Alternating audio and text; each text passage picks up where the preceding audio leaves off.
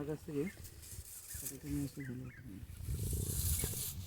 দেখিনি এটা। একটা তো বাচ্চা রয়েছে, নিচে আরো বাচ্চা পড়ে গেছে নাকি দেখতে হবে। দেখবো দেখবো তাহলে।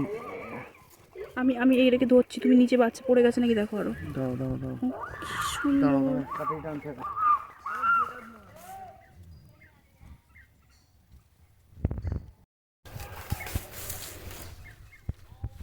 এখানে এসে আমরা ছবি তুলতে বেরিয়েছিলাম, তো বেরিয়ে এসে এখানে দেখলাম যে এখানে একটু আগে পরিষ্কার করেছে আর কি।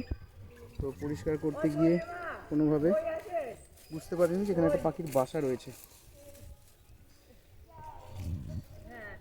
তো বুলবুলি পাখির বাসা, যে বাচ্চাও রয়েছে, বাচ্চাটাকে দেখাও। এখানে একটা দেখতে পাচ্ছি, অবশ্যই খুঁজবো আর আছে কি না দেখার জন্য।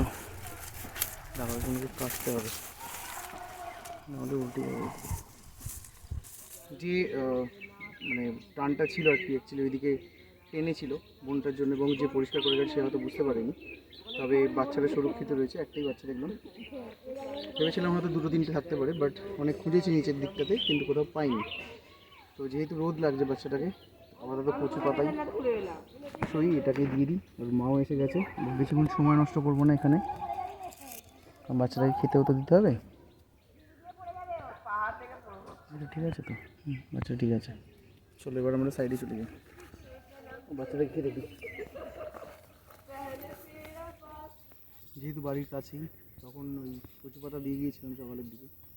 এখন প্রায় 4টের কাছাকাছি বাজে, আর শিকরা পাখির ডাক শুনছি।